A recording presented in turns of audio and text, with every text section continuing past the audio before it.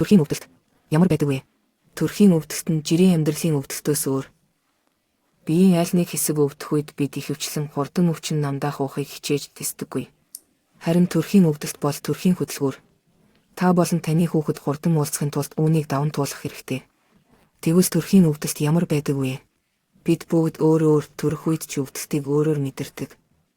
Нэг эмэгтэйд сарын тэмдгийн өвдөлт шиг хэвлийг базалж болно. Нөгөөд нь нуруу өвдөнө. Эдгээр мэдрэмжүүд удаан үргэлжлэхгүй. Зөвхөн төрөх өвдөлт үргэлжилж байх үед л гарч ирнэ. Харин тэдний завсар ямар ч өвдөлт байхгүй. Жишээлбэл өвдөлт хэдхэн секунд үргэлжилнэ. Дараа нь хэдэн минутын завсарлага авна. Дараа нь дахин өвдөлт, дахин амралт ирнэ.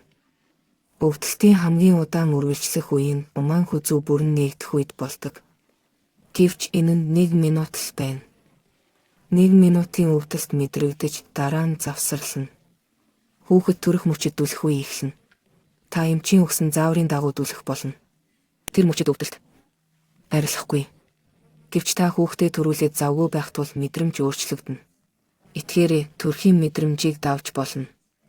Энэ маш хэцүү санагдах боловч хэдхэн цагийн дараа та хүүхдээ тэврэн суух болно.